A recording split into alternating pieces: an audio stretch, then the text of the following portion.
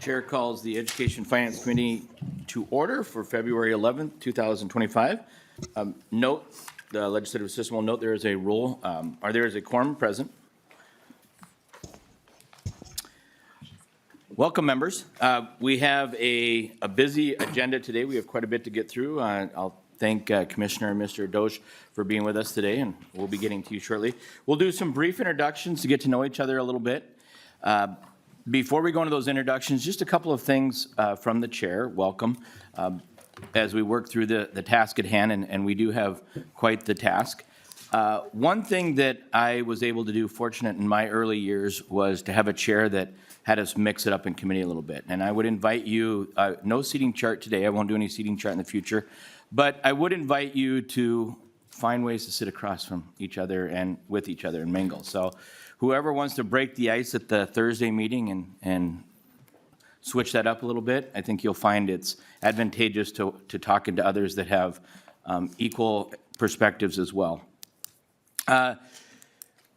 I would ask that as we go through this, just to remind everybody we're going through the chair. That will help expedite some of the conversation and keep us efficient, as well as just keep the decorum. So thank you for all that, and I hope that you'll have a little grace with me as we get our wings under us. And I'll always be looking over to my colleague, Representative Joachim, from time to time to make sure we're getting it right. So with that, members, let's start with some brief introductions.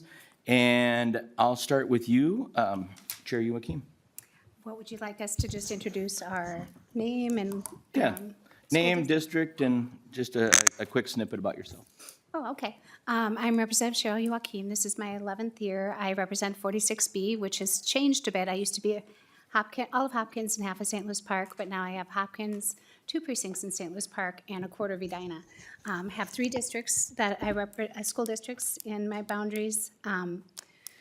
Hopkins, St. Louis Park, and Edina, and also quite a few different little charter schools and some private schools as well. So a little bit about me. I've lived in Hopkins for 28 years. Thank you very much. Representative Clardy. Good afternoon. I'm Representative Mary Frances Clardy, and this is my second term. I'm excited to be here. When I'm not here, I'm at a school. I am a teacher, so I love anything education. That's it. Welcome. Representative. And I'm going to let you pronounce your name so I get those right. So. Mine's pretty easy. It's Julie Green. So I'm sorry, what was that? I represent District 50A, which is I actually didn't hear your name. I was sorry, what was it? Oh, Julie Green. Thank you. Why not? I'm working on it. I asked for grace a lot this first go around. So my name's Julie Green. I represent 50A, so most of Edina and a couple precincts in Bloomington. I am a product of public schools. I grew up outside of Chicago, and I've lived in Minneapolis or Minnesota for the past nearly 19 years. I've got 4 kids that have come up and through the Edina public school system. And most recently, I served on the Edina School Board from 2020 to the end of 2023, most notably during the pandemic. So I will pass it along. Thank you. Josiah Hill, I represent District 33B, which is Stillwater and surrounding communities from Bayport to the south and all the way up to portions of Forest Lake along the St. Croix River. Grew up in Stillwater, proud to serve constituents from that part of the world, and proud to be a career public education teacher, 25 years in the classroom. So thrilled to be with you.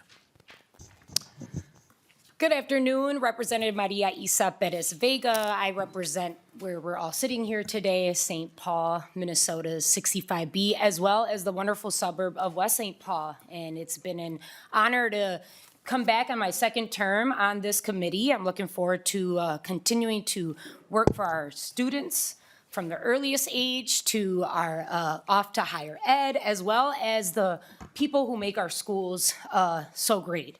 The ones that dedicate their lives to these children, from our great teachers to staff and administration. I am a product of private school education. I was able to grow up right in my district on the west side to St. Matthew's Grade School to St. Agnes in Frogtown, and then finishing my education in high school at St. Croix in West St. Paul.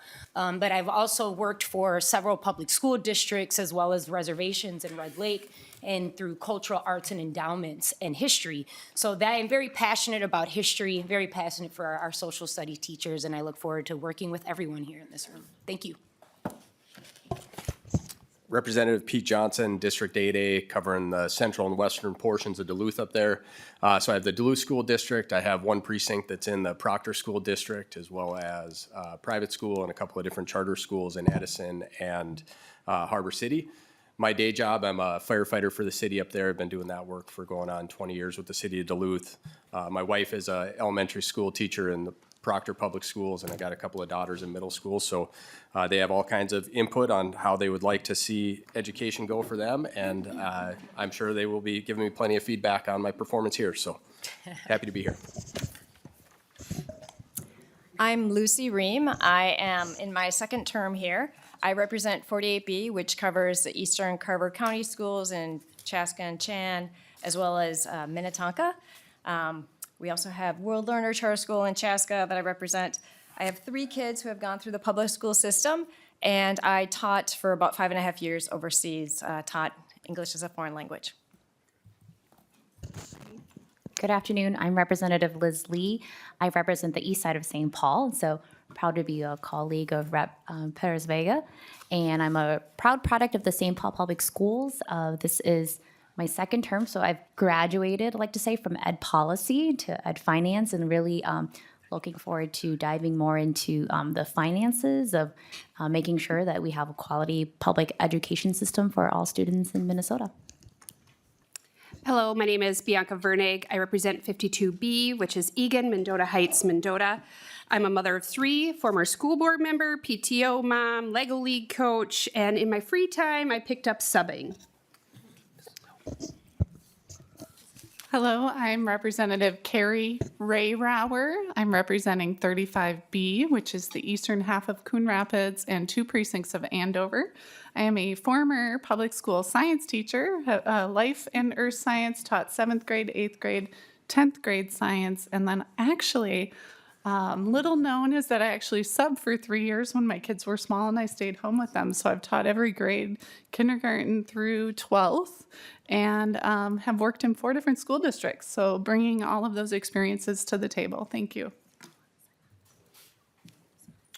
Okay, let's come around to members on this side. Let's go on the inside. Representative DePel.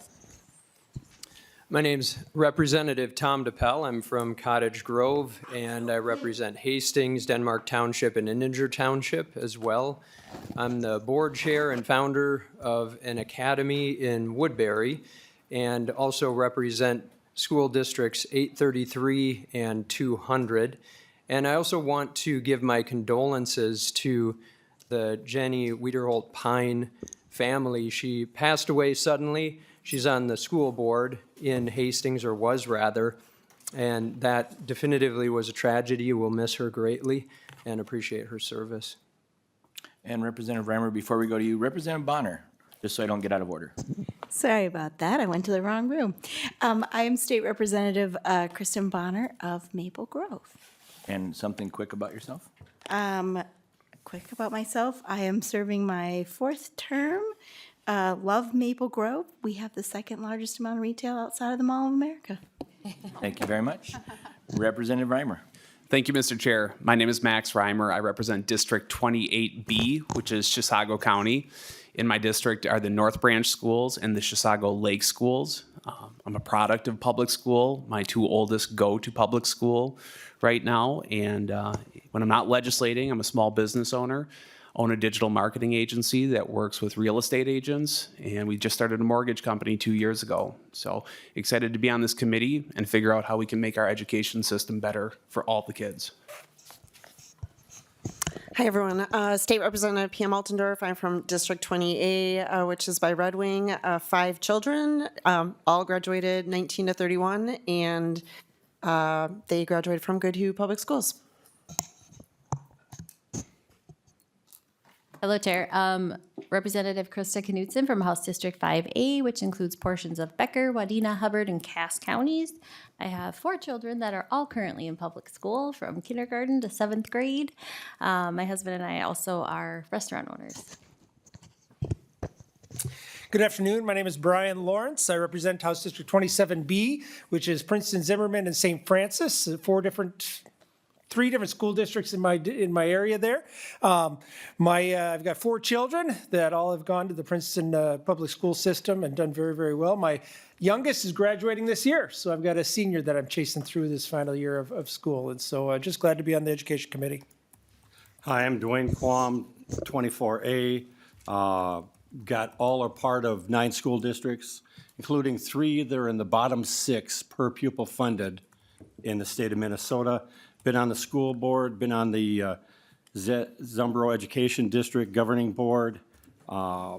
Basically have worked with about 3 dozen different schools, corporate initiative, business initiative, tutored, volunteered, and I'm here to make things better. Thank you, Chair. Representative Patricia Mueller from Austin, Minnesota, in 23B.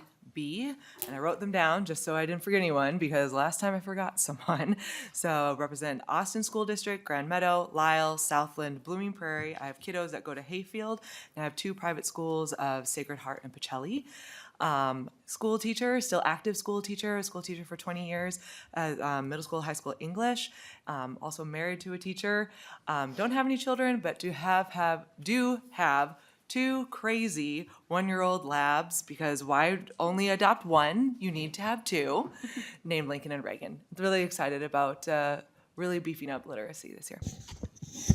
Hey everybody, Elliot Engen. I represent District 36A, which is Lino Lake, Centerville, Circle Pines, White Bear Township, and North Oaks. We also have 1 precinct that overlaps with the Forest Lake School District, the Centennial School District, and White Bear Lake. So I do not work in a school, but it wasn't that long ago that I graduated from one, 2017, so we can all laugh at that. But I'll pass it on from there. Thank you. Representative Ingen, you didn't have to tell your age with, "Hey, everybody, we all knew." Representative Hudson. Representative Walter Hudson from District 30A in northeastern Wright County. I have primarily the St. Michael Albertville School District, but also portions of the Rockford schools, Elk River schools, and a snippet of the Monticello schools. 2 sons who are making their way through STMA schools in middle school and high school, and have been engaged long before obtaining elected office in issues related to financing of our schools, which are similar to Representative Qualms in terms of being amongst the lowest in per pupil funding. So looking forward to getting to work. Hello, everyone. I'm Peggy Bennett. I represent District 23A, that's southern Minnesota. Albert Lee being the largest city in that district, where I also live. I am a retired teacher. I taught for 33 years, mostly first grade, a little bit of special ed. And there are 5 school districts that reside directly within my legislative district and 3 private schools. And just a little bit of trivia. My previous Shiloh Shepherd, and those of you who know me know I'm an animal person. There's my dog right there. I have dogs and cats. Those are my fur kids. I also have over 750 kids, my former students. But a little trivia, I taught my previous Shiloh Shepherd how to read some basic words, and he used to come into my first grade classroom for his birthday every year and show the kids how he could read, and he really could, so.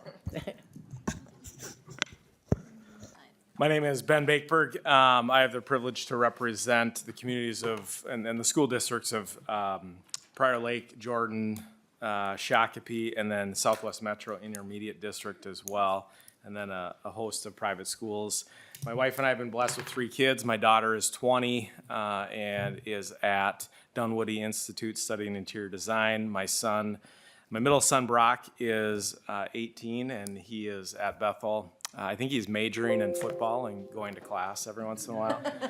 And then my 11-year-old son is a 6th grader in the school that I'm a principal of. So Representative Johnson, I'm sure our middle schoolers will be evaluating us well. So, you know, I'm passionate about education. It's what I've spent my entire career doing, like many of you in the room. And and really look forward to working together to find solutions, because our schools are struggling, and we need to all recognize that, and we all need to move forward together to find consensus. One of the top priorities for me is going to be attendance and truancy, and how do we ensure that kids are in school, because if they're in school, they're not out on the street causing issues, and if they're in school, they're going to be learning reading and math. So, thank you. Thank you very much. And Representative Bakeberg will be our vice chair, and then depending on how things go, Representative Clardy will be possibly the co-vice chair when we get back to that arrangement with Representative Joachim. And we have one remote member, Representative Sensamir. Polly, if you would like to bring her in.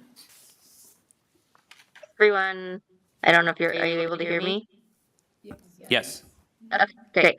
Hi, Representative Samantha Sensamura. I represent District 63A in the House, which is part of South Minneapolis. This is my second term on the Education Finance Committee.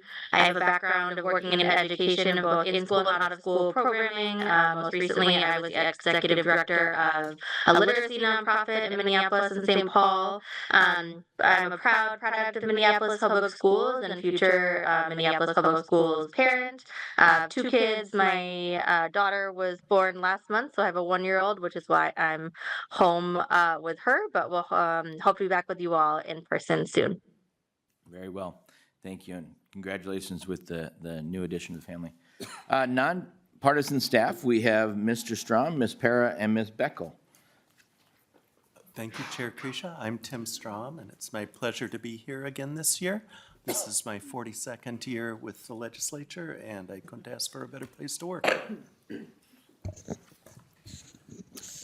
Thank you, Chair Krisha. Christina Para from House Research, staff Education Policy and the Education Finance Committee, and this is my 9th session. Thank you, Mr. Chair. Solveig Beckel, House Fiscal. I've been here, this will be my 7th session, and in addition to Education Finance, I also staff Commerce Finance. Thank you. One of the finest staffs, and we're lucky to have all of you, so thank you. Partisan, let's start on the Democrat side, DFL side. Hi, I'm Mars Beltrandi Redquist. I'm the DFL caucus researcher for this committee and the Education Policy Committee. Very good. Welcome. Hello, everyone. Polly Sikvenik, DFL committee staff. At this current time, I'm Mr. Withers' counterpart. And let's go. I'm Janelle Bulk. I've been with the House for 10 years and in state government for 20. Very good. Jody Withers, House Republican Caucus. I've been here about 1/4 the time as Tim Strom, so that makes me about 1/8 as smart. And thank you for everyone here. And we have, oh, I'm sorry. It's my apologies. I'm Robin Schmidt. I'm a CLA. I've been at the legislature since 21 and happy to be here. Thank you. Welcome. Sorry. And we have, did I miss anybody else? Jacob, excuse me. Okay. I'm Jacob Cowan. This is my 3rd year with the House, and I staff this committee as well as taxes. Anybody else? I'm excited to get to the pages. So we have 2 pages for our committee. We have Connor and Natalie. If you could stand up and do a quick introduction of where you're from. I'm Connor Beckel. My 2nd year as a page, my 2nd year on the Education Finance Committee, and I'm from Makita. I'm Natalie Walrez. This is also my 2nd year as a page, but my 1st year on Education Finance, and I'm from Orono. And Mr. Beckel, do you have anything else to add? You have a very proud person sitting here. I can call you out and embarrass you, or you can do it yourself. How would you like to do it?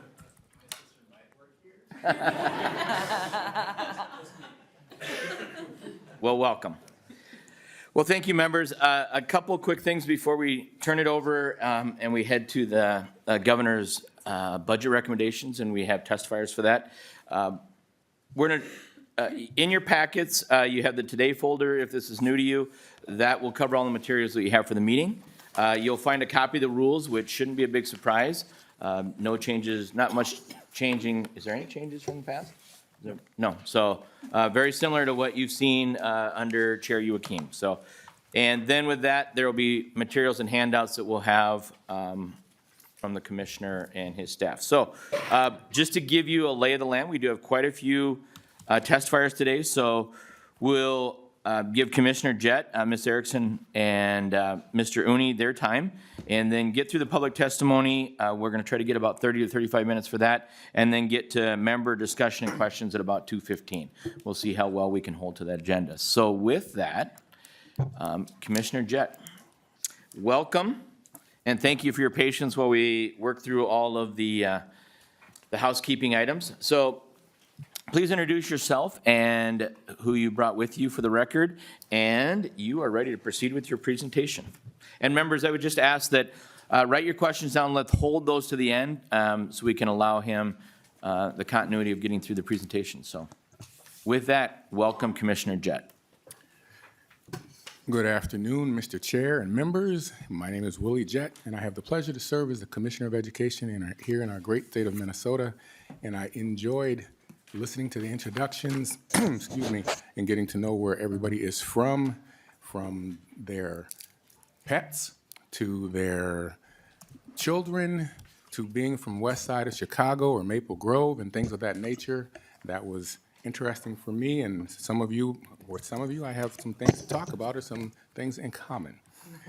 So with that, thank you for the opportunity for the Department of Education to present the Governor's 2025 budget. With me today to present the budget, I have Director of School Finance, Ms. Kathy Erickson, and Director of Government Relations, Mr. Adosh Uni. I also have Assistant Commissioners Angela Mansfield and Bobby Burnham. They're out in the crowd. They're also here to present in case detailed program questions arise in their respective programs. So 2023-2024 were monumental legislative sessions where together the state progressed significantly in a range of critical education programs on behalf of Minnesota's students, educators, families, schools, and communities. Just to highlight a few of the fundamental investments made, we provided an automatic inflator for the general education formula, providing more assurance for our schools that additional flexible funding for all programming will be coming each year. We made significant gains in supporting our students who receive special education services, making up for the funding the federal government has continually not provided. And we made sure no child is hungry while at school by making sure that all students are entitled to a free breakfast and lunch during the school year. And with this, we also boosted compensatory revenue, which funds programs for our most underserved students. We boosted resources for our English learners and historically underfunded student group. And in 2027, we will be funding the EL Cross subsidy at 25%. The legislature made massive advances in literacy education with the READ Act, completely reforming how students are taught reading and investing in educator training. We worked together and with DEED to open the unemployment insurance during the summer term for hourly school workers for the first time. This provides these staff members with more viable positions from year to year. And I'd like to thank you for providing more dedicated resources for our American Indian students, some of our most underserved in the state. We also know that Minnesota has some of the worst support personnel to student ratios in the country. And that is why aid to support the hiring of these staff members and the pipeline program to recruit more are so essential for our students' well-being. Now, the November forecast has laid an important task ahead of us. How do we maintain our priorities to fund Minnesota's public education system on behalf of our students and educators with the responsibility to balance our state's budget? The Governor's 2025 education budget proposes to do just that. It balances a narrow set of urgent and prioritized needs with ideas on how we can reach a balanced budget. I also want to address the proposed reductions at the top of this point of my remarks. So let me be clear. As the Governor has stated, this is a starting place for a conversation around this incredibly important and difficult task.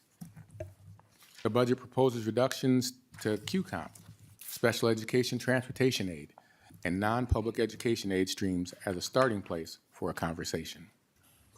The Governor, MDE, and I welcome other balanced solutions that also maintain the important strides that we have made.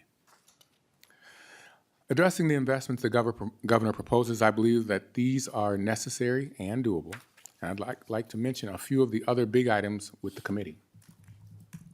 The Governor has proposed an enterprise-wide fraud prevention and program integrity initiative. This budget provides critical staffing and software to enhance our legal capacities to support the more effective delivery of resources for our students and protect our taxpayers' dollars. As I mentioned, in 2023, we provided a significant investment for our most underserved students by boosting compensatory revenue. However, we recognize that work needs to be done to maintain this investment on a more stable trajectory. So we propose a one-time boost to the program and a task force and task a working group to recommend a solution for future years. Providing hourly workers, extremely important members of our education teams, with viable positions and meeting their needs is critical for our students' education. And in the beginning phase of unemployment insurance for hourly workers during the summer term, one-time additional funding is needed to help our programs and our schools successfully continue to meet their obligations under this program. So, continuing the good work done under the READ Act, it makes sense for us to look at where resources are needed the most. That is why we are proposing to revise literacy incentive aid to be based on which students need the most assistance. And so our team will provide a more detailed overview of the items I mentioned, as well as a tailored set of other proposals we believe are important for Minnesota's education system. We believe that this is a balanced package that maintains the monumental progress made in the past few years for Minnesota students, educators, families, and schools, and that it provides necessary funds for critical programs. And it opens up the conversation for difficult decisions we must make together. And so I'd like to thank you for your time. And with that, I will hand it off to my colleagues, Mr. Adosh Uni and Ms. Kathy Erickson. Mr. Uni. Mr. Chair, members, for the record, my name is Adosh Uni. I'm the Director of Government Relations with the Minnesota Department of Education. Ms. Erickson and I are going to cover in more detail the proposals laid out in the Governor's 2025 education budget proposals, and we'll switch off a little bit, but I'll start out, and then Ms. Erickson will cover a bulk, and then there may be some switches in between. So apologies for the back and forth, but that's the best way to go in terms of content expertise. So just to lay the context, I know many of the members here, and I've heard from probably nonpartisan staff about what the context in which we find ourselves. As the commissioner mentioned, with the 2024 November forecast, we do find ourselves with a $616 million projected balance in the 26-27 biennium, and then a $5.14 billion projected shortfall in the 28-29 biennium. And the governor's budget proposal reflects a balanced approach toward meeting this goal. As the commissioner mentioned, maintaining the priority strides we made towards the priorities in the past few years, while also making some proposals to meet the task of coming up with a balanced budget. And so you'll see in the table listed at the top, we do have some mostly one-time increases to the funds, and you'll see that mostly built through the proposals in compensatory revenue and the unemployment insurance program. And then there are some small ongoing funding asks going forward into future years into the tails as well. But the bulk of the fiscal portion of the proposals is in reductions. You can see in fiscal year 26, it's a $71 million reduction, and then 184 in fiscal 27, 172 in fiscal 28, and 173 in fiscal 29, for a resulting total change of a $5 million roughly increase in fiscal 26, but then between 178 million and 170 million per year in fiscal 27 through fiscal 29. For the governor's proposal in detail, the first we want to highlight is the fraud prevention and program integrity package. The governor shares this priority with everyone at the legislature and the public in terms of improving program integrity and preventing fraud. In 2023, the governor put forward the proposal around creating a statutorily mandated Office of Inspector General at the Department of Education. The legislature provided support for that. And then last year, we came forward with some language, and many thanks to many members here around the table for their hard work on enhancements to the Office of Inspector General's authorities around, again, and supporting program integrity and preventing fraud.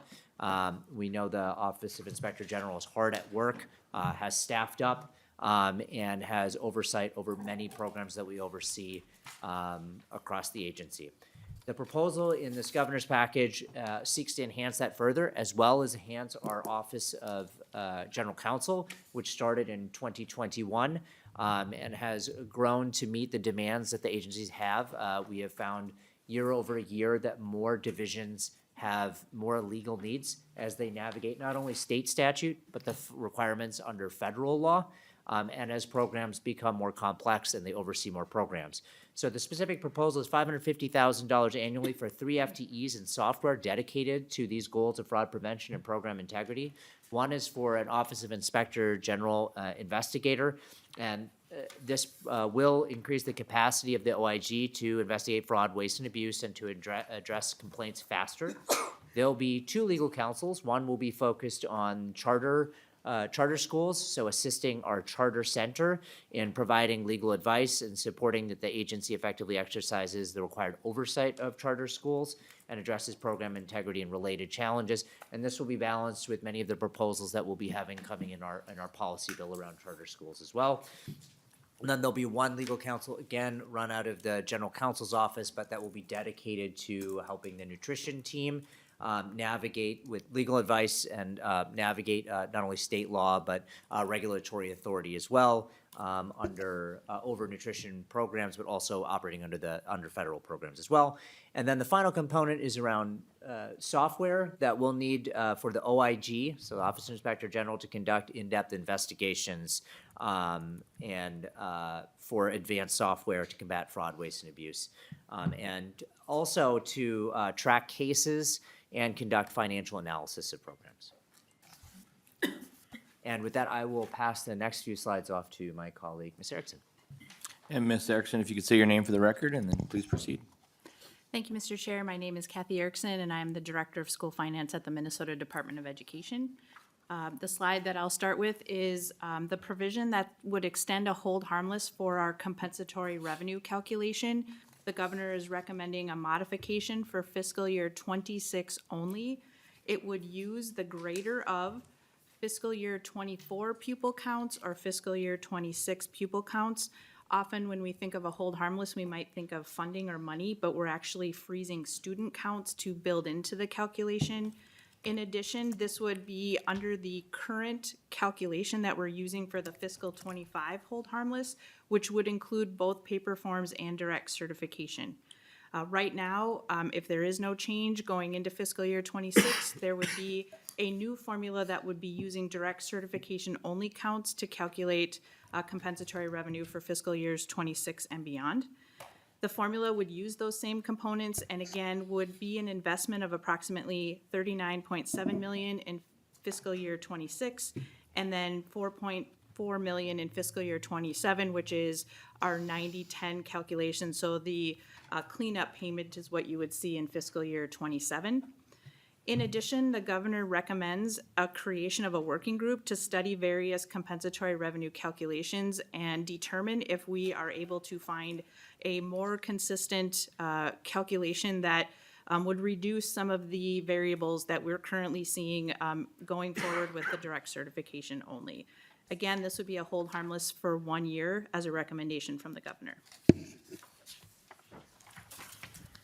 For the unemployment insurance aid, the governor is recommending an investment of $30 million into the special revenue fund that was originally funded at $135 million.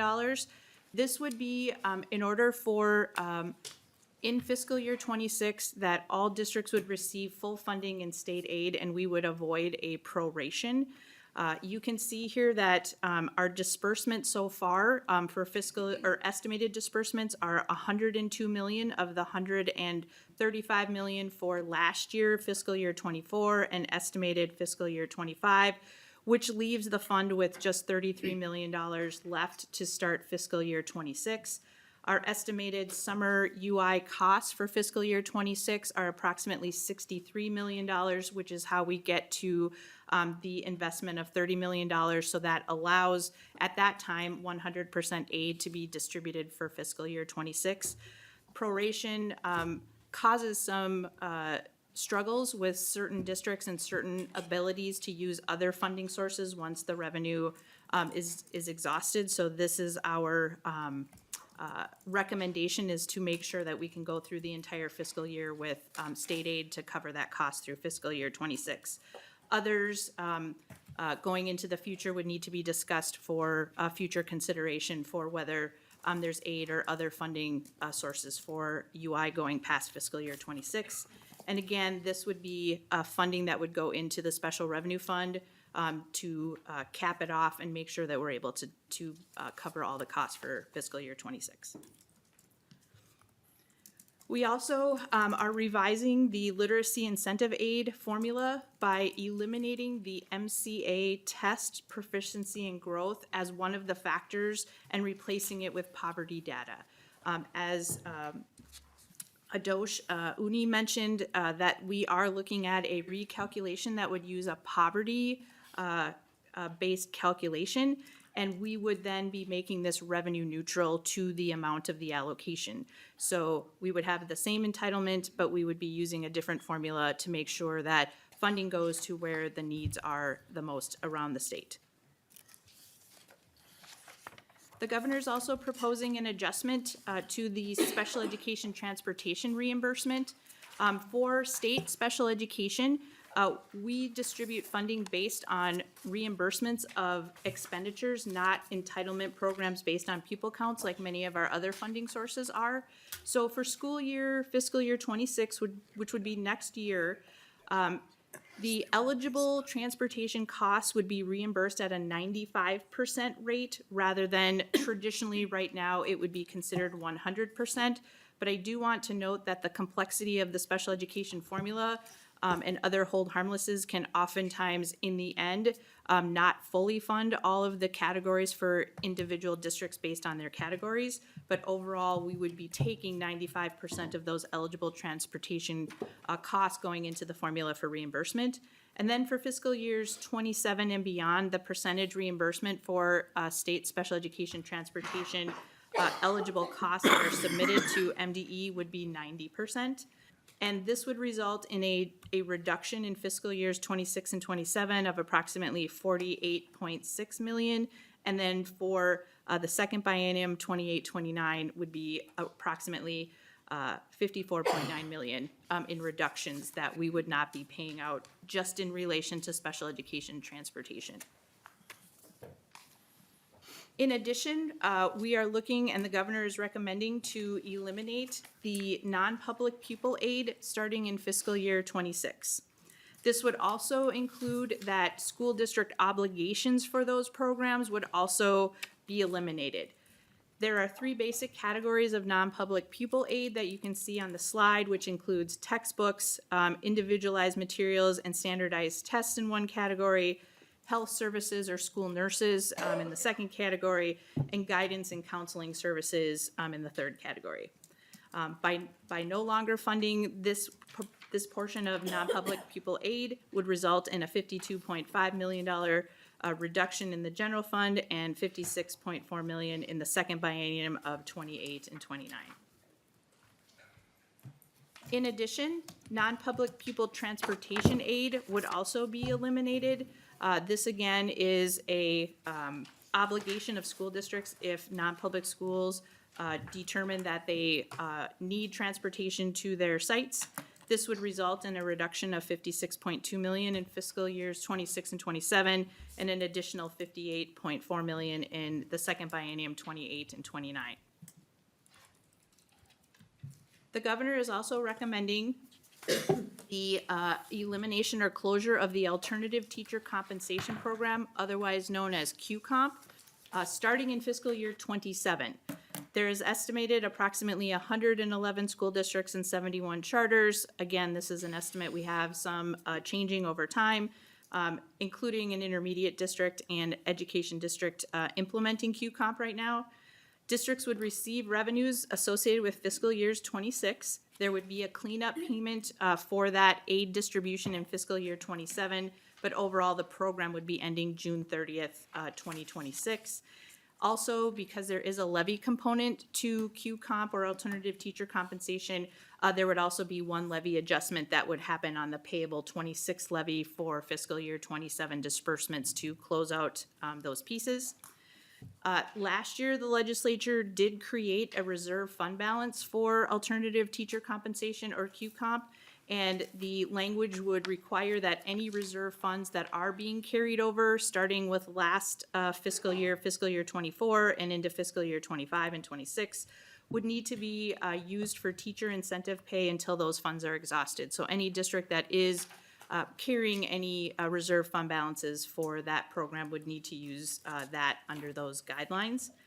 And this would result in a reduction of $78.7 million in fiscal year 27, and then $173.1 million in fiscal years 28 and 29.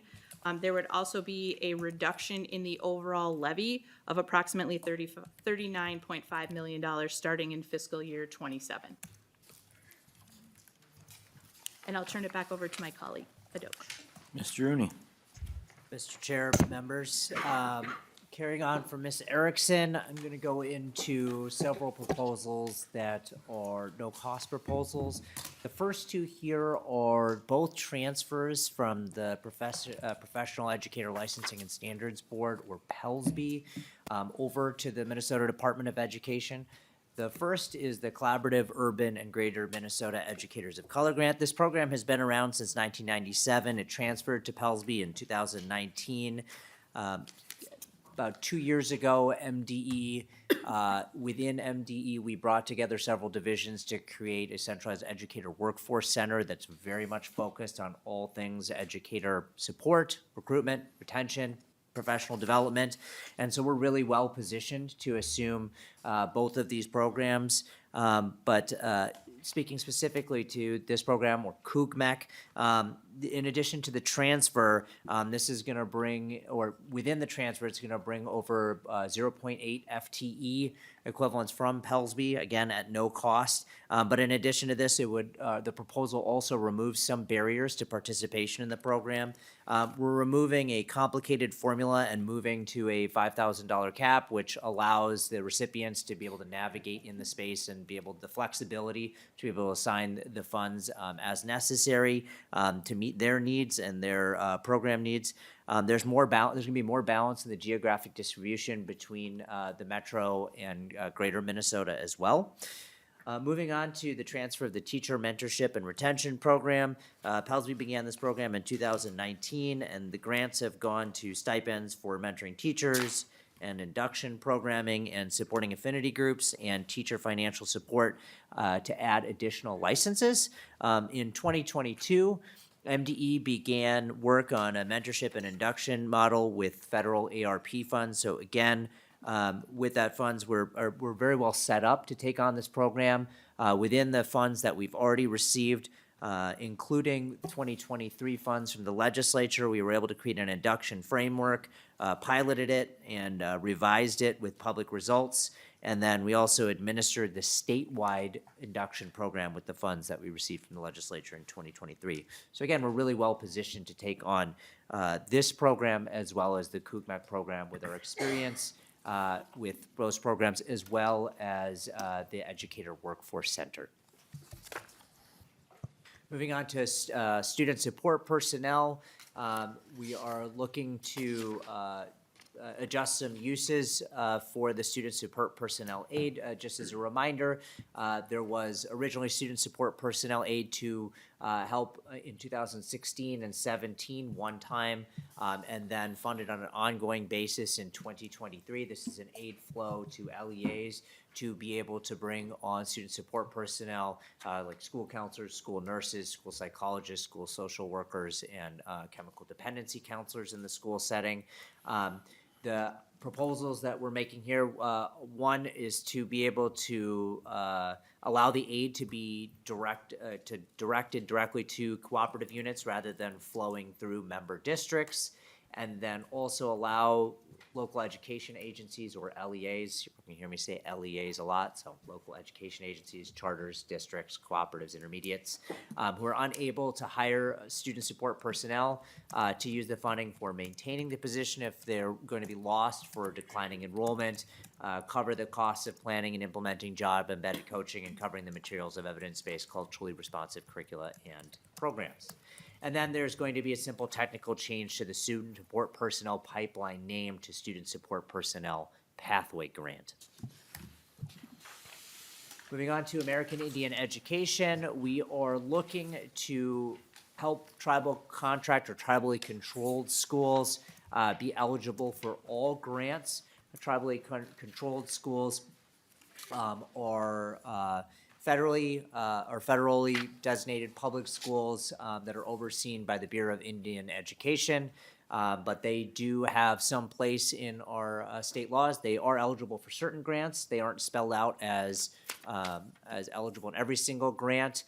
Because of how they sit in the federal public space and are not technically the same as district, charters, intermediates, and co-ops, stating districts and charters in a grant opportunity does not automatically make tribally controlled schools eligible, except where they are explicitly listed. And so we are looking to have a revisor instruction to have tribally controlled schools be eligible for all grants that districts, charters, intermediates, and co-ops are. They serve students as a public school or as a state designated public school would. They have to accept all students and they have to comply with all accountability requirements under federal and state laws. And so they should be eligible for grant opportunities just as districts, charters, intermediates, and co-ops are. The other program that we're looking under American Indian Education to make an adjustment to is the Minnesota Indian Teacher Training Program. This is a program to increase the number of American Indian teachers in our schools. It is a collaboration, or the funds go towards a collaboration between districts and a higher ed institution. Four collaborations are named explicitly in statute, and then in recent years we've got enough money to run a competitive program, and so there's, I think, 2 or 3 other additional collaborations that are also there but not listed in statute. But one of the things that we've heard about is that some candidates come out of the program and then ultimately teach in the higher ed setting. The intention of the program was also always for them to be set to be teaching in the K through 12 or E through 12 setting, and so we're just going to be making a tweak to the statute to make it clear that candidates that come out of the program should be teaching in the K through 12 or E through 12 setting. I'm just going to pass it off to my colleague, Ms. Erickson, to just touch on this top one, and then I'll take it back. Very good. Ms. Erickson. Thank you, Mr. Chair. We're clarifying the lease levy statute, which includes adding a subdivision of definitions to better clarify the use of the lease levy funds and the processes that define the differentiation between operational and capital leases, as well as some joint leases, and to clarify that there is the eligibility for a review and comment for a lease that is over $2 million. So that part is in the definition section. The second area is to provide more clarity that there is a process that's currently in statute that we do not use anymore, which is to evaluate the district's operating capital revenue in order to determine a lease levy approval. Now that we have a per pupil amount that's in statute, which we are not intending to change at this time, that piece of clarity in terms of an approval for a lease is no longer needed. And then finally, we are just hoping to provide more validity and transparency to the lease levy process so that all folks that are associated with that will have an understanding of the process and the process in which we at MDE approve those leases. Thank you. Ms. Journey? Mr. Chair, committee members, the next program is a modification that we're proposing to the Achievement and Integration Program and Administration. Just as a little bit of a background for the committee, this program enhances racial and economic integration in public schools, boosts achievement, and reduces educational disparities. Qualifying LEAs or racially isolated, join a district that is racially isolated and then volunteer to join the program, or have racially identifiable schools. And just for some context of why some of these adjustments are necessary, in 2003, there were 53 LEAs. In 2025, so this year, there are 180. So the increase of the program is very significant over the existence of the program. We operate it at MDE with just 3 FTEs equivalent, and they provide coaching, technical assistance, and training to all 180 participants. The proposal does the following. So it increases the set aside for MDE to support the program from 0.3% of the current funding to 1.3%, and this will increase our 2.2 current FTE. We do supplement that with an additional 0.8 FTE for 3 FTEs, as I mentioned, who are working on it. The 0.3% is equivalent to about 2.2 FTE. This will increase it to about 5.8 FTE to support FTEs, fund training and coaching for MDE and LEAs, increase MDE capacity to partner, and support data collection and monitoring. The other proposals in this are in response to OLA recommendations. There was an OLA report several years ago to enhance program effectiveness. And so we propose that instead of MDE using 20%, if an LEA isn't of their funding, if an LEA isn't meeting their goals, their 3-year goals, it would have MDE direct the LEAs to implement improvement plans. So instead of MDE basically telling districts this is what you specifically have to do, we would work in collaboration more with the districts to be able to implement their own plans, and this is in line with one of the LLA recommendations.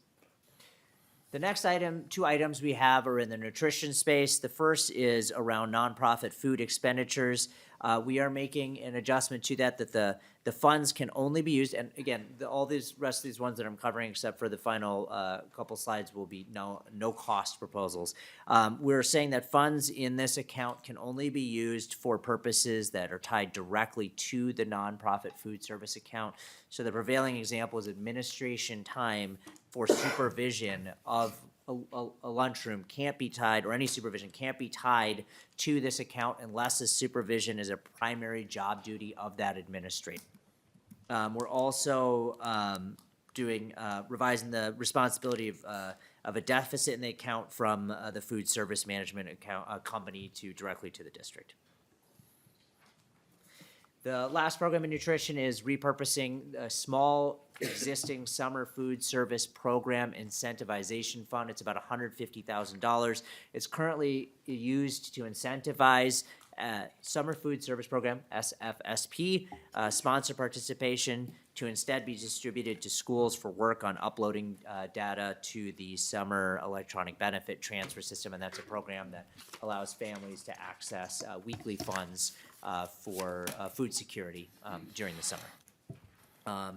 The current use of the funds, that $150,000 for incentivization, is inadequate. It's not a whole lot of money for the sponsors to be able to use, to be incentivized in.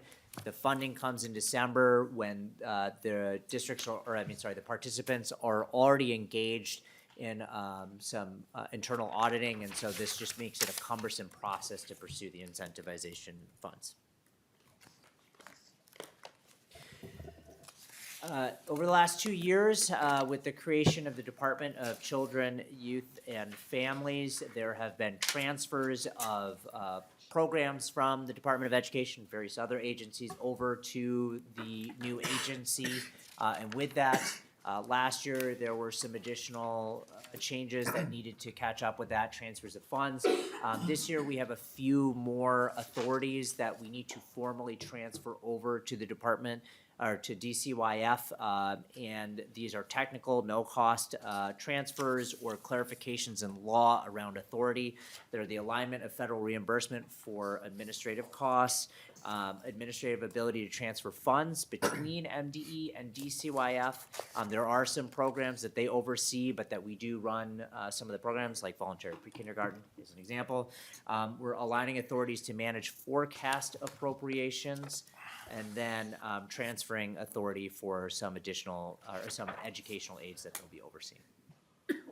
Another program from another agency that we do receive some funding that doesn't come out of the education target, but that you should be aware of, is the Service to Success Initiative out of Deed. It's creating a Office of Public Service, and they're going to be doing a one-time $150,000, so it's a temporary FTE, $150,000 to the department to have an FTE to work, to help with workforce development, and focused on increasing access to the public service career pathway.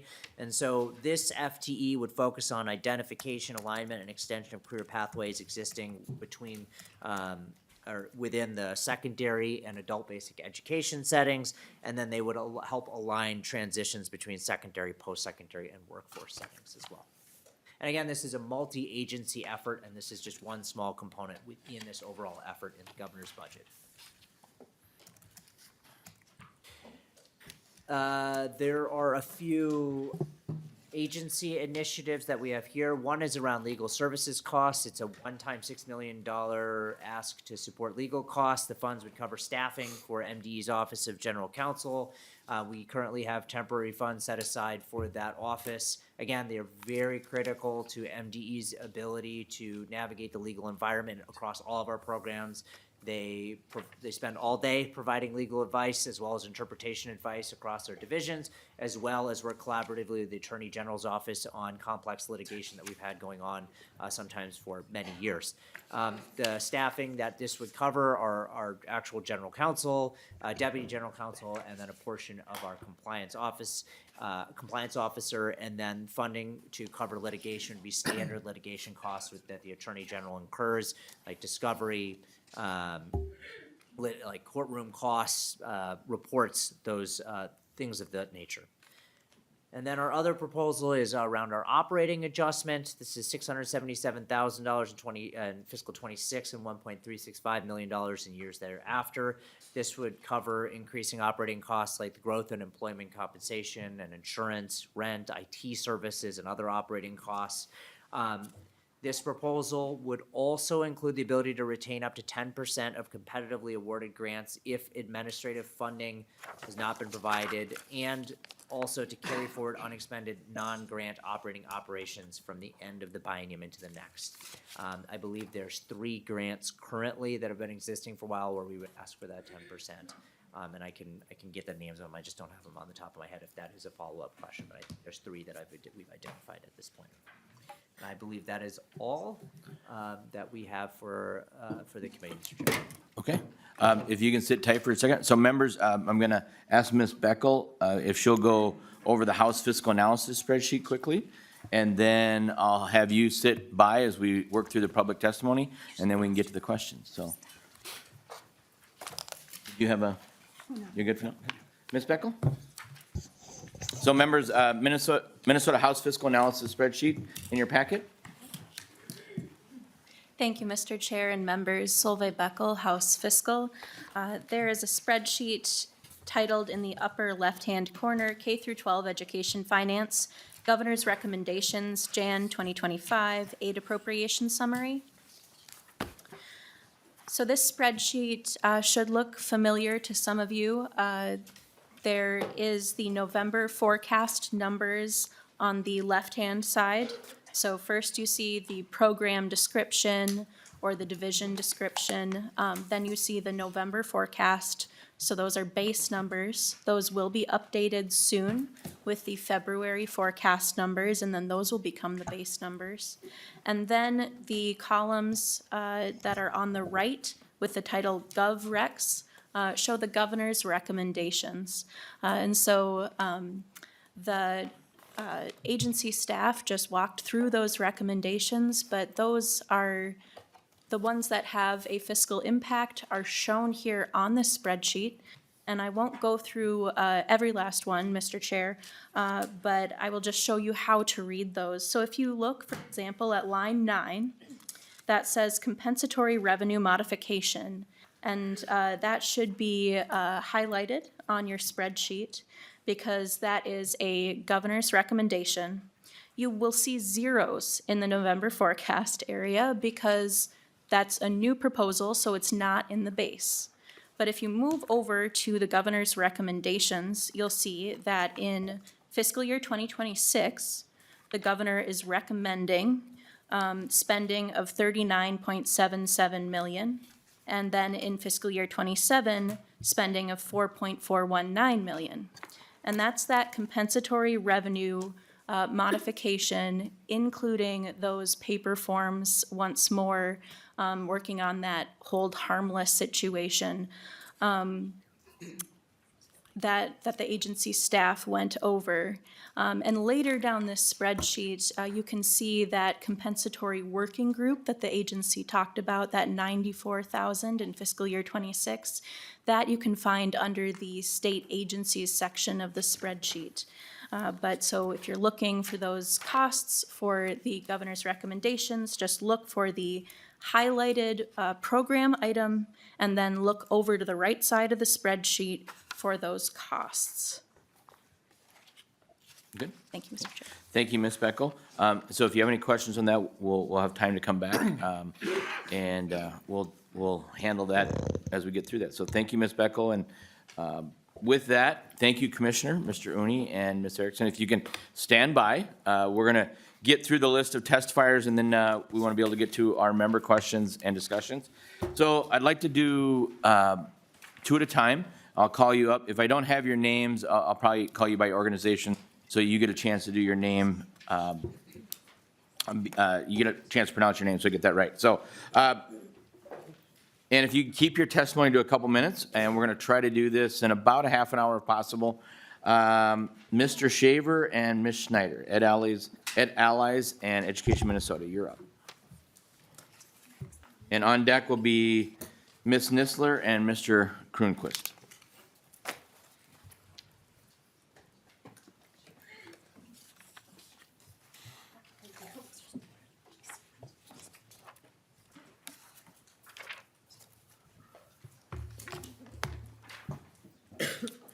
And Mr. Shaver, welcome to the committee, and state your name for the record, and away we go.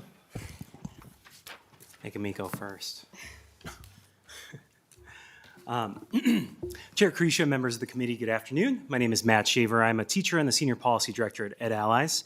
We're education advocates who partner with students, families, educators, and communities to push for policies that improve outcomes for kids. I want to thank you all for the opportunity to share our perspective on Governor Walz's budget priorities.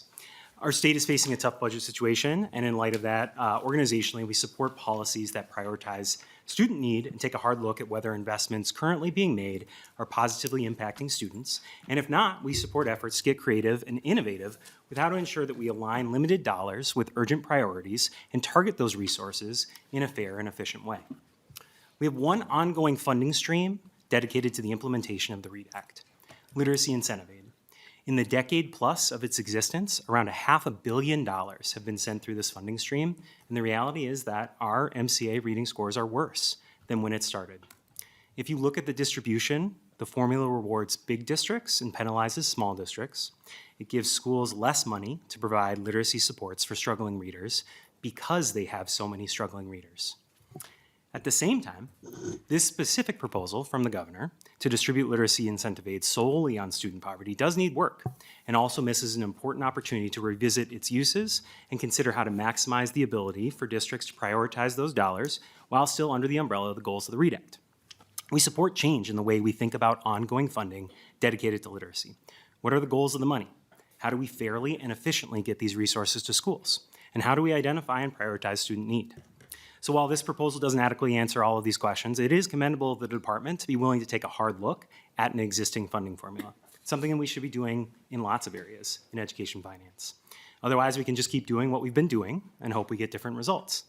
We know what that's called, right? Minnesota nice legislating. Finally, as many members of this committee are well aware, we have a massive problem with chronic absenteeism in Minnesota. The number of students missing more than 10% of the school year doubled from 2019 to 2022 and hasn't budged much since. The most recent data that we have from the department shows that there are 200,000 chronically absent students. 46,000 of these students have disabilities. And whatever you believe the point of public school is, to teach kids how to read, to give them access to meals or mental health services, or meet the federal civil right to a free, appropriate public education, we got to get the kid into the building in order to achieve that. The student attendance and truancy study group heard time and again this summer and fall about the costs and barriers associated with transportation and its impact on attendance. So will cutting reimbursements for special education transportation make it easier or harder to get students with disabilities to school? Will transportation for services with kids with disabilities simply get worse? Or will this proposal create a new cross-subsidy just when the state was finally starting to make real progress in addressing its existing responsibility to fund services to students? It's not a great outcome for kids either way. I want to thank you all for your time today, and thank you all for your public service to our state. And thank you for your comments. Ms. Schneider. Mr. Chair and members of the committee, my name is Caitlin Snyder. I represent Education Minnesota. For folks that are new to the committee or new to the legislature, Education Minnesota represents about 84,000 educators. This includes teachers, paraprofessionals, bus drivers, basically anyone who works for a principal is capable of being represented by us. The first item I want to flag today in the governor's budget recommendations is the compensatory hold harmless. And I'm flagging that first for a reason, because I think that's going to be the biggest task in front of this committee, is figuring out a solution here. Without this funding, districts across your districts are going to face cuts. They're going to have to lay off people either in the classroom or the people who support people in the classroom. This is the most important issue that's in front of this committee, in my opinion, this session. With that being said, there seems to be a quicker solution than what's proposed by the governor. He proposes a working group to dive into the issue about how we're identifying kids. And the reality of that will be that you will solve the fiscal cliff districts are facing this budget year and just create another fiscal cliff in the following budget year. I would strongly recommend the committee to consider the bill House File 31, I believe authored by lead Joachim, which has essentially it brings back paper forms that our districts know and love to administer, but keeps all of our kids in poverty represented in the compensatory revenue. I also want to flag the unemployment compensation revenue refresh. This is helping people who are in the lunchrooms, that are driving our buses, that are helping kids with disabilities even access the bathroom, let alone have differentiated instruction. This is a fantastic use of one-time money, and when we have an opportunity to have ESPs in front of this committee, you will hear about how this has changed people's lives and the retention rates have exploded across the state. A couple of other items I want to flag. For us, our top three priorities are pay, pension, and healthcare.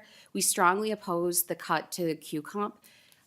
If you're serving on the Education Policy Committee as well, you'll hear about teacher development and evaluation. This is the only funding in the state that goes to teacher development and evaluation, which all teachers across the state have to be a part of. It's literally dollars in our teachers' pockets, and we hope to continue this conversation. We also are opposed to the transportation special education cuts that Mr. Schaefer outlined so beautifully. And as we look at changes to the student support personnel aid, I just want to remind the committee that the plural of anecdote is not data. And when you look at the data, most school districts have been able to use that funding, have been able to hire mental health and physical health people in their districts. And we should keep that in mind before we make any big changes. The other item I wanted to mention was that in a time of great budget shortage, we support the cut to the non-public pupil aid, and that is everything on my list, Mr. Chair. Thank you. Mr. Kronquist and Ms. Nisler.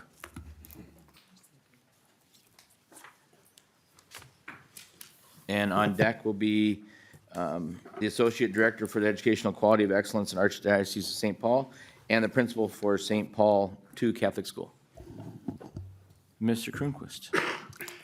Thank you, Mr. Chairman and members. My name is Scott Kronquist with the Association of Metropolitan School Districts. AMSD represents 53 districts, which include pretty much all the districts in the 7-county metropolitan area and also the large regional center districts of Duluth, St. Cloud, Mankato, and Rochester.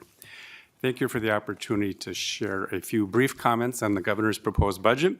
And also want to mention that I am speaking on behalf of the Minnesota Association of School Administrators and the Minnesota School Board Association today as well, trying to save you some time. You all know, members, your school districts are facing significant budget challenges. I'm sure many of you have heard that, and many of them have already implemented cuts, in fact, to try to get ahead of the game and make preparation for next year's budget. That said, you won't be surprised that we are opposed to the cut in special education transportation reimbursement. In reality, those are costs that are driven by the needs of our students and that our school districts are required to offer. And there really is very little room for districts to reduce those costs. And so in effect, it's really going to be shifting that cost from the state to school districts. We are likewise opposed to the elimination of the alternative teacher compensation or QComp program. We understand that this has been a challenge over the years because not all school districts receive it. It has been an inequity that's been in our system for some time.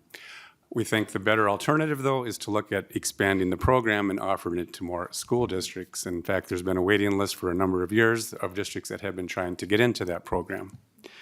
We think that program has become even more important with the passage of the READ Act because it provides critical resources that are helpful in implementing the READ Act. Moving on to the compensatory formula modification. First, let me say we greatly appreciate the governor recognizing this need and the fact that many school districts were looking at significant reductions due to the change to relying strictly on direct certification.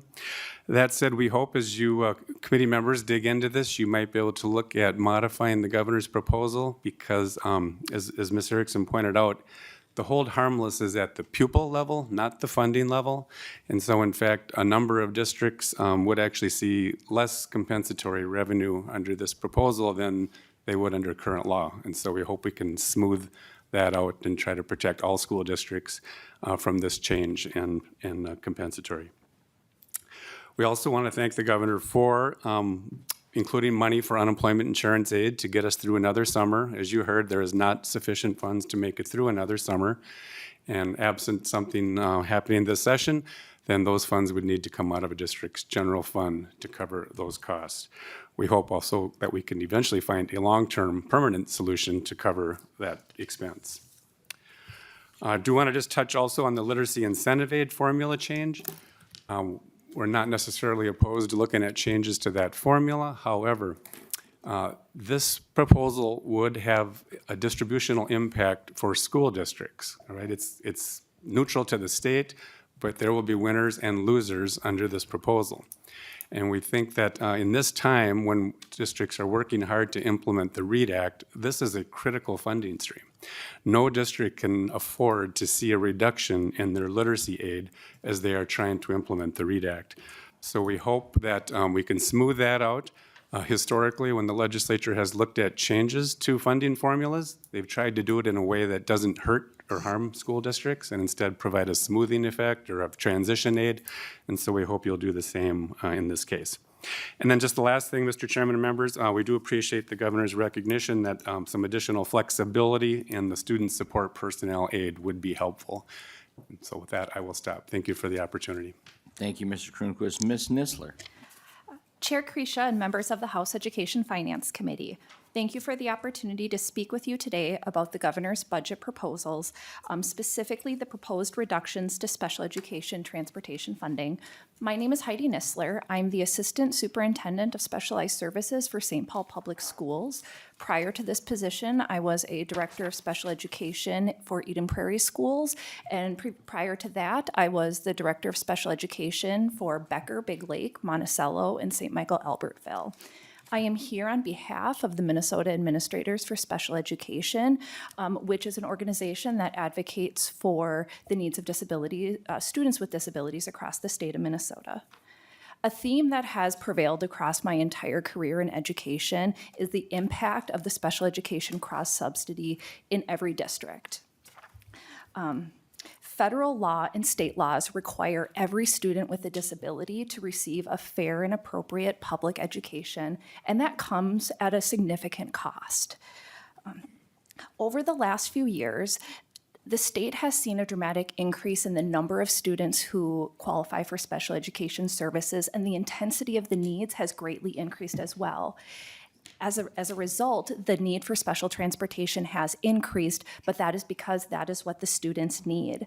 Special transportation is decided by the IEP team, which includes the students' parents, and once a team has decided that special transportation is needed, the district has no choice but to provide that transportation to ensure that a student safely arrives at school. The governor's budget recommendations include a 5% decrease in year one and eventual 10% decrease in future years. The current special education funding formula is incredibly and needlessly complex. And while we would welcome a conversation about changes to the funding formula as a whole, the current proposal would drastically impact school districts across the state. Districts would still be required to provide special transportation, but instead of the funding coming from the state, instead it would be general education funds or local operating levies that would be required to fund this required specialized service. In my current district of St. Paul Public Schools, we serve over 6,000 students with disabilities. A 5% decrease in special transportation funding would equate to over $800,000. That is 7 special education teachers. That is 20 paraprofessionals. In one of my previous districts of Monticello that serves over 750 students, this would equate to $90,000. That is the cost of a teacher. Across all districts, special education leaders and district leaders are working incredibly hard to contain the costs of special education, but at the end of the day, we have a legal and ethical obligation to ensure every student with a disability has their needs met. I strongly urge you to maintain the current special education funding. And again, we would welcome a conversation about fundamental changes to the special education funding formula to create a less complex and more transparent funding formula. But the current proposal would result in a negative impact on our school districts, and most importantly, our students with disabilities across the state. Thank you for the opportunity to speak with you today. And thank you. And with that, if we can get the Associate Director for the Archdiocese of St. Paul to come up, as well as the Principal from John Paul, and brevity would get you points with me right now, because I'm a little behind.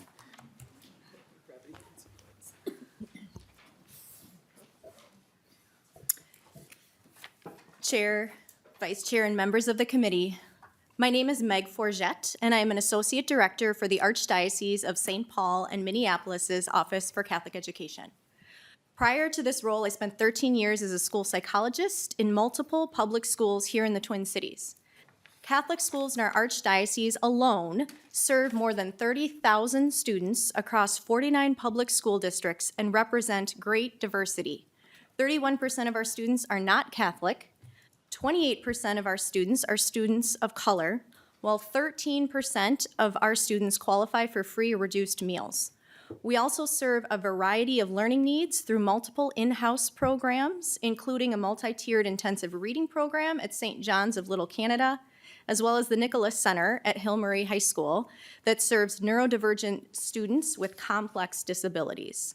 While we have many other schools serving students with diverse learning needs, these two provide excellent examples of how our schools welcome and support students and families with all types of needs and backgrounds, while saving the state additional funds to educate rather than further exacerbating the cross-subsidy challenge across our school districts that we know of. The average cost to educate across our entire system is per student is $8,532. As of 2024, while the average cost to educate for public schools in Minnesota is over $18,000 per student. With over 30,000 students in our archdiocesan system alone, which is just one part of the state, we are saving the state's education system a significant amount of money each year. So why then would it make any sense to cut the non-public per pupil aid program as well as non-public transportation from the state's budget? This proposal needs to be removed as it is not effective in bringing more financial vitality to the state of Minnesota, as well as it is simply discriminatory against non-public students, not schools, but students. It will also cause significant equity issues in making it harder for students of lower income families to choose a school that fully fits their children's needs and family values. Transportation is often critical for them and will impact these families by far the greatest. If these students are forced to go back to their public schools, not only will they cost the state more money to educate, but they will also further increase the need for multiple intervention services and support while increasing the likelihood of exacerbating the achievement gap. While we have many students of diverse backgrounds and socioeconomic statuses across our system, our 9 Drexel Mission schools continue to serve families from a variety of ethnic backgrounds as well. An average of 87% of these students are of color, 38% are English language learners, and 69% of students qualify for free and reduced meals. Our Drexel Mission School students, many of whose families pay less than $1,000 annually per year in tuition, are given not only a quality education, but also the wraparound services needed by their students and their families to access basic needs, clothing, food, etc. Governor Walz and his administration has stressed quality education for all Minnesota children, as well as the need for their overall wellness, including their mental and physical health. These per pupil aid dollars and transportation are the only source of direct government support for our non-public students in these key areas. What a beautiful opportunity this could be for our state government and MDE to ensure that true equity and inclusion are shown for all families and learners, including those who choose non-public education while also paying the same taxes as their public school neighbors. Please do not allow the governor's budget to discriminate against non-public students and their families who play such a critical role in the life and the vitality of our education system and state. I thank you very much for your time. Thank you for your testimony. Go ahead. Mr. Chairman, members of the committee, my name is Tricia Menshuber, and I am honored to serve as principal of St. John Paul II Catholic School in Northeast Minneapolis. I have served in this role for 8 years, but it's my 23rd year in education as a licensed teacher and administrator in the state of Minnesota. Thank you for being here today for your service and your openness to hearing about how Minnesota's support for all school children is so important to our collective work of raising young people to be positive contributors and innovators in our communities. At JP2, we serve 208 scholars, kindergarten through 8th grade, with another 20 children in our Early Childhood Learning Center. 88% are students of color, and 76% meet the federal threshold for free and reduced lunches. We admit all students who apply. The majority of our families live on the margins of society. As you can surmise, most of our scholars are first-generation college-bound students, so guidance counseling in middle school plays a key and crucial role. For example, our 8th grade students are the ones who often fill out their own registration information for high school, many of them at public and charter schools in the area, and they lead their parents through the process of accessing a secondary education. And this is supported by our district-provided guidance counselor who teaches them about high school options and helps them with entrance requirements. And the very best news is, in Northeast Minneapolis Urban Core, 100% of our 8th graders graduate high school in 4 years. This is remarkable. None of this would be possible without state-funded guidance counseling to help our scholars be high school ready. And this is only about an hour a week for 7th and 8th graders. Just a little goes so far. Our state-funded nurse serves our scholars for less than 2 days a month with an option to call for support when needed. We do not have the funds for outside health services, so this nurse becomes pivotal in helping us work with families and children. She trains our school support staff, like me, to handle basic medical emergencies, basic aid, medication, immunization reporting, etc. So we become the health aides in the building, and she is our expert. It is important to note that non-public pupil aides are direct essential services provided to students, not funds for operation. I cannot imagine how we would keep our scholars safe and healthy without even this minimal service. It's good for our school, of course, but also the health of our local community. I believe that we do this work collectively. All of our schools and community members, all of our scholars and families, all of you contribute. Non-public pupil aids and state support has been critical to our work with the urban youth of Northeast Minneapolis, and I hope you see today that we utilize these funds effectively to move the dial on scholar achievement and future success.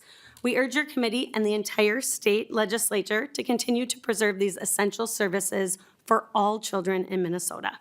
Thank you.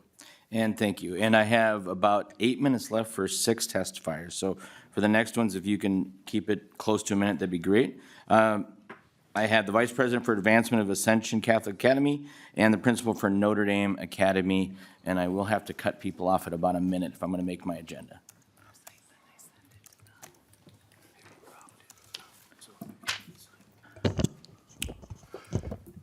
Chair Carisha, members of the committee, good afternoon. My name is Quentin Moore.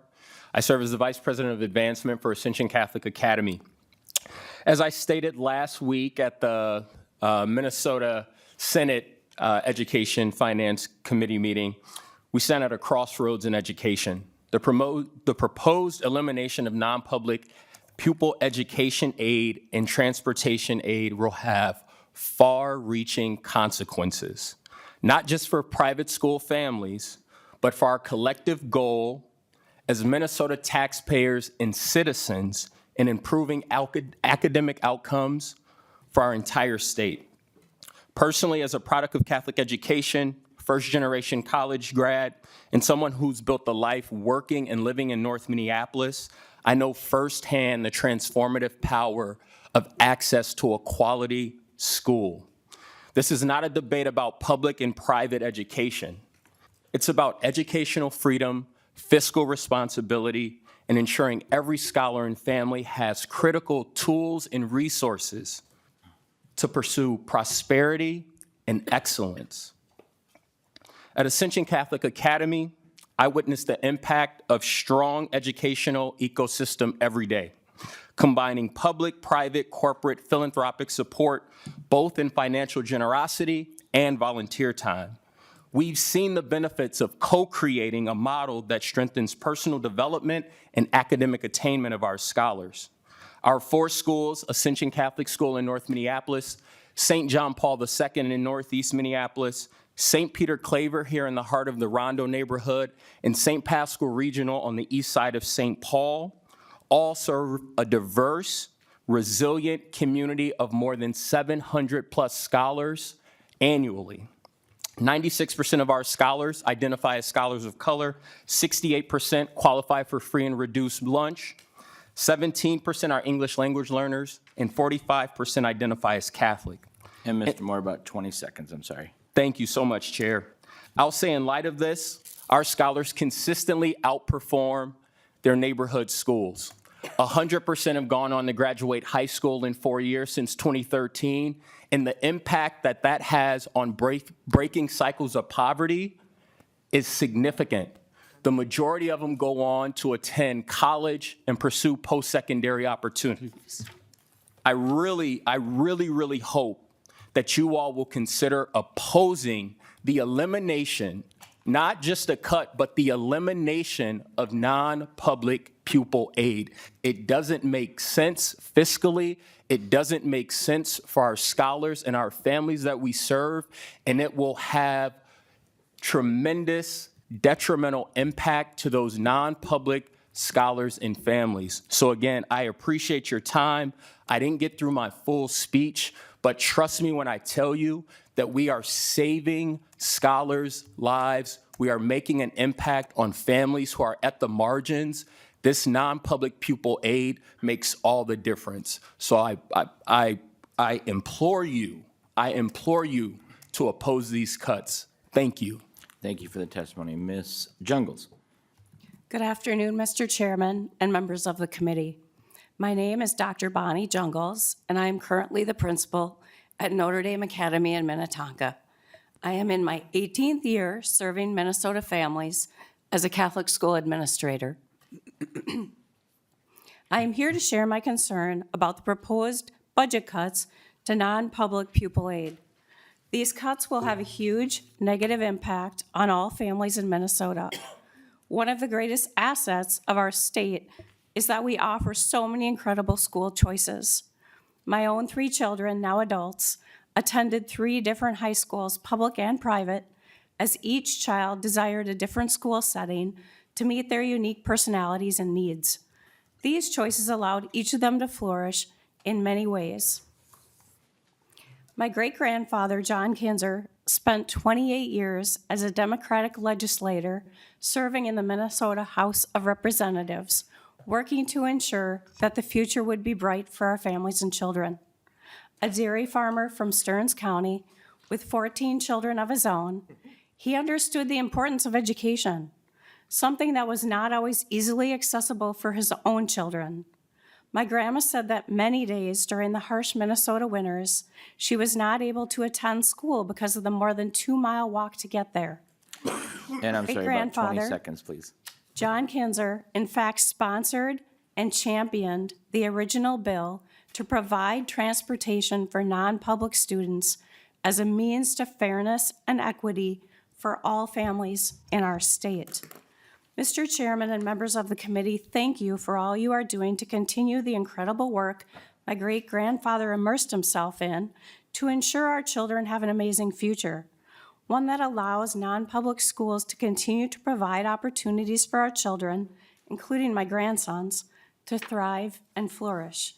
It is imperative that Minnesota continues the long-standing tradition that many representatives fought for years of providing crucial funding for non-public schools, thus continuing our incredible asset of offering an amazing array of school choices. Minnesota students who are provided all essential educational opportunities to succeed will become our strongest community members and greatest leaders of the future. They will be the next generation of representatives sitting in your seats. I appreciate your time and consideration. And thank you. Mr. Benz, Mr. Beckering, and Ms. West, W-E-S-S. Make sure you get that right.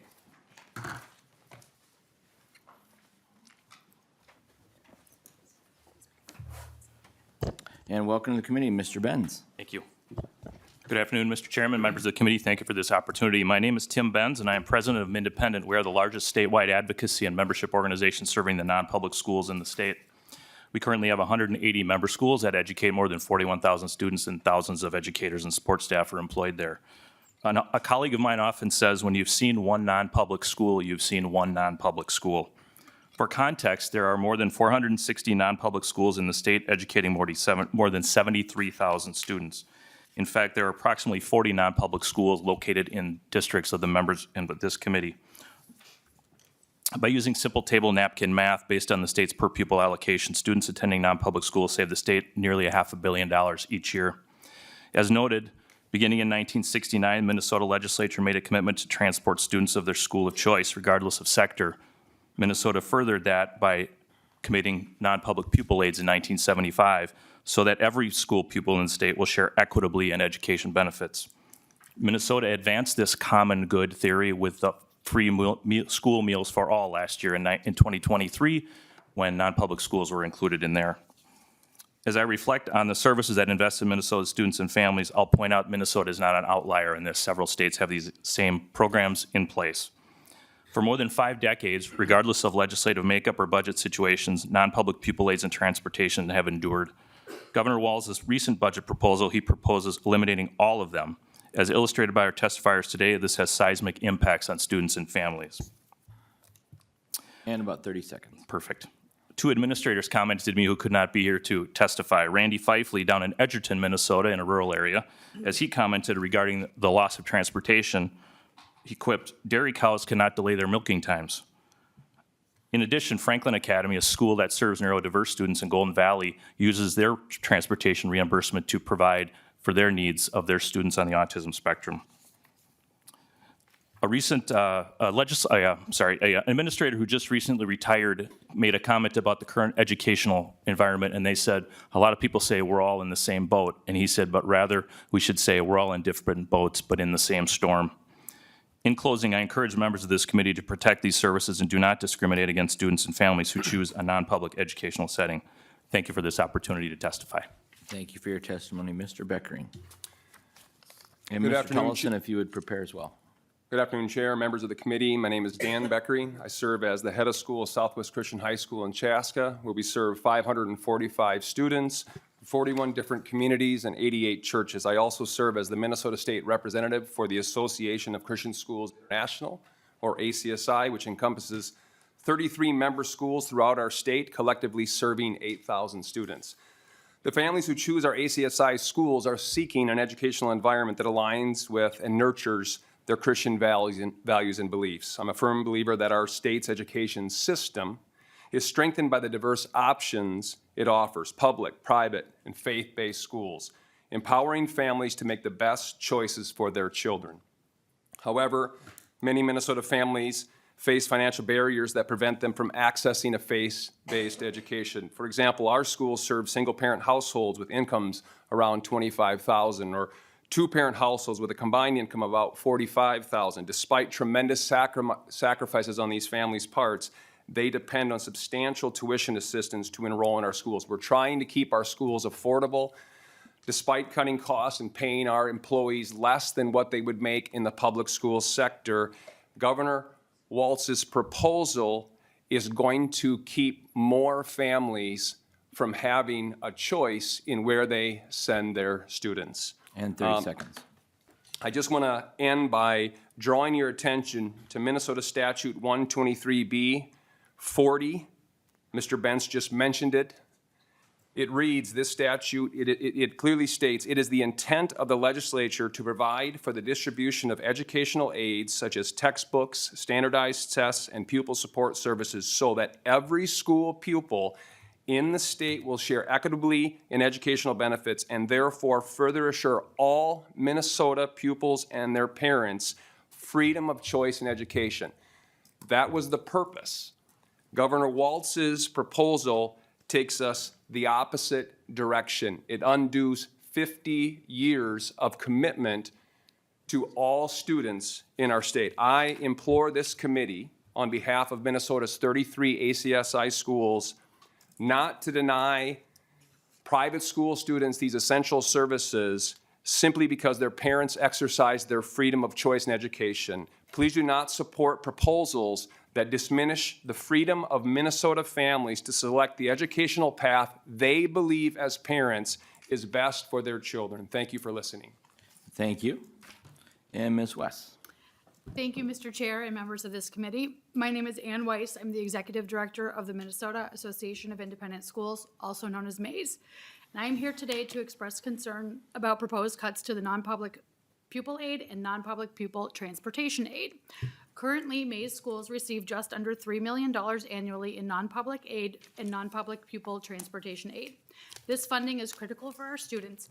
Importantly, the dollars we receive in aid follow the students by providing transportation, educational materials, access to health services, and for some of our students, counseling services.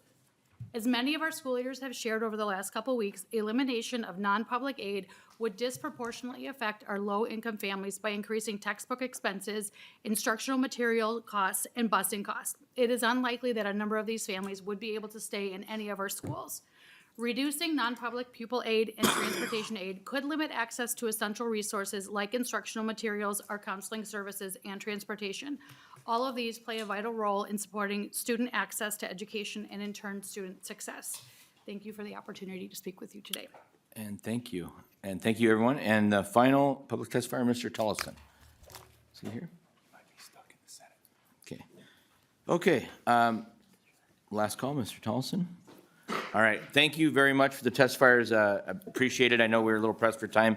I do have a list for questions for the members. And if the commissioner and your staff, if I can invite you back up to the table. Representative Hudson, you're number one. Thank you, Mr. Chair. Quite a stunning budget proposal from the governor. Cuts funding to teachers' pay, cuts funding for services with children with special needs. After 2 years of rhetoric about banning books, it denies textbooks to school-age children.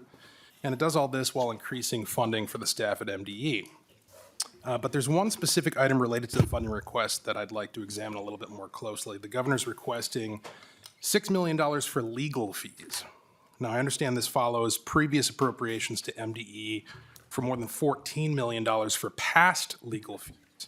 And we're all familiar with the Cruz-Guzman case, but I presume these funds are also used in other legal disputes, including the civil case between the Minnesota Department of Education and the nonprofit Feeding Our Future. As I understand the record, Feeding Our Future sued MDE in November of 2020, and MDE entered into a stipulation agreement with Feeding Our Future, and a protracted legal battle ensued for what I believe was about 20 months. So my first question for the department is, how much money has MDE paid for litigation costs related to the defense of what we now know to be an utterly brazen and frivolous lawsuit? And Mr. Hudson, Representative Hudson, I think you meant to come through the chair, so I'll go to Commissioner Jett. Chair, excuse me, Chair, members, and thank you for the question. And I know that that trial that you mentioned is ongoing. So I'm going to turn that to our Mr. Adosh Uni. Mr. Rooney. Mr. Chair, Representative Hudson, I'm certainly happy to get the information, but I think the department and we talking about in the hearing and education policies, we want to be extremely careful about any contemplation in as it pertains to litigation, especially as it pertains to anything that could relate to the trials that are ongoing now. So I'm happy to have a discussion about this and provide the information. I also don't have any of those figures right on me, so it will have to require some follow-up, but we're a bit limited in what we can discuss in terms of details here. Representative Hudson, follow-up?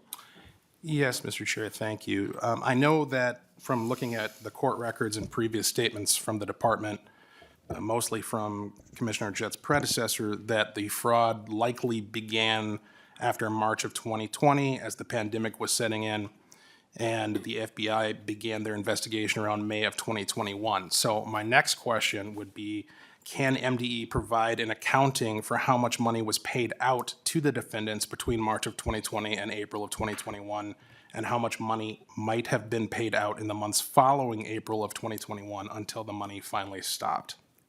And Mr. Rooney, would you like me to go right to you, or Ms.? Chair, yes, please. Mr. Rooney? Mr. Chair, Representative Hudson, it's not that I can't go back to the team and find that information in due time. We are limited in what we can discuss as it relates to that case due to the ongoing trial right now. Representative Hudson. Thank you, Mr. Chair. So finally, I just want to turn to the court records surrounding the civil case, which I find very interesting, and they're available for folks to look up. You have to consider the audacity of a criminal enterprise suing a state agency because that agency is not paying out money fast enough to fund their fraud. But what I find most interesting is that in the many court documents relating to this case, spanning at least those 20 months, the only entity that was accused of taking food from children was MDE.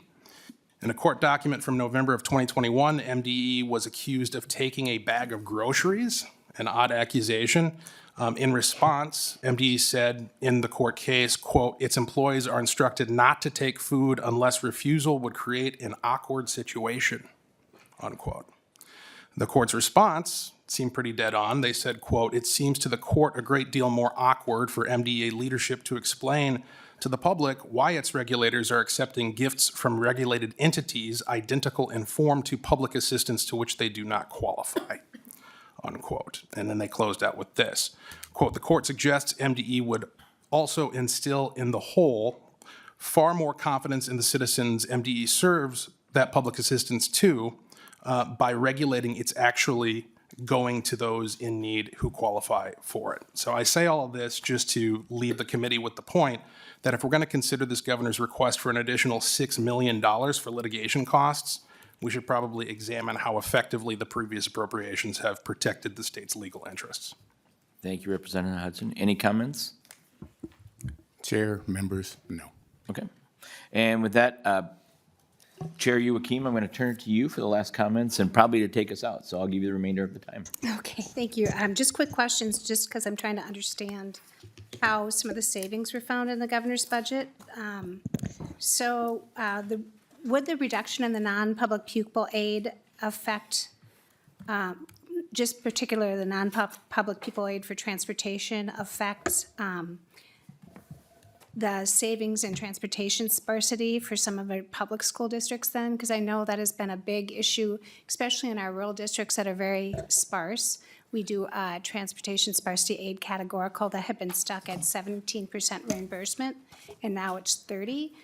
Did you take that into account for calculations when you found the savings for that piece? Commissioner Jett? Chair Joachim, members. No, Chair Joachim. Chair Kresha. Yes. Gotcha. And members, I'm going to have the explanation for that answer, Representative Joachim, with Kathy Erickson. Ms. Erickson. Mr. Chair, Representative, The non-public pupil transportation aid calculation is actually a per pupil formula that uses the second prior year actual expenditures based on the current year transportation. So the reduction that you're seeing in the change page just relates directly to that calculation and does not take into account the transportation sparsity piece, unless, of course, it reduces the amount of miles totally for each independent school district. Chair Joachim? Thank you, Mr. Chair. Thank you, Ms. Erickson. I know that would probably make a big difference for Bemidji schools that has to transport kids from basically St. Michael, Albertville to Stillwater in their geographical map. So I was just wondering about that. Quick also too, with the reduction in and maybe this is a Mr. Strom question, with the reduction of the sped reimbursement from 100 to 95 and then to 90. How is that going to affect the special education, not build back, but that if districts could then put that toward their special education costs, and then how would that affect the reimbursement and then also the 50% of the cross subsidy that we pay for? Commissioner? Chair, members, I will rely on our content expert. Ms. Erickson. Mr. Chair, Representative, in the special education component pieces of the amounts that were forecasted as reductions came from utilizing past year data and then forecasting into the future data. One thing that I do want to mention is that we are seeing a significant growth in transportation costs overall from the time of the pandemic until now. And we're also seeing an increased cost in the number of contracted special education transportation costs versus district-owned, which can have a variable that increases the cost of special education transportation. And so again, the 95 and 90% calculations were based on estimates that we have in relation to special education transportation costs, and then how we moved it forward to make sure that those could be considered. But also considering the increased cost of transportation, we are seeing more money going out overall in transportation in this year and forecasted into future years. Chair Joachim? Thank you. Just one last, maybe more comment too. I would like to thank the governor for putting that one-time money into UI to get us through the next, this summer, then the next summer. We do have 50% in the base for special education billing that would, doesn't kick in until that UI money is gone. So that's super helpful to keep those costs down in special education as well. And I just want to thank Representative Cretia. I think it was a very good first meeting. I look forward to more. Thank you. Thank you, members. I know we were a little rushed in the testifiers. Thank you very much, and hopefully we'll be able to allow expansion of questions and discussion as we go. So members, that concludes today's agenda. Our next meeting, and if you notice, the public safety is being very passive-aggressive by sticking their heads in, so we know you're here. Our next meeting will be Thursday, February 13th, and with that, we stand adjourned.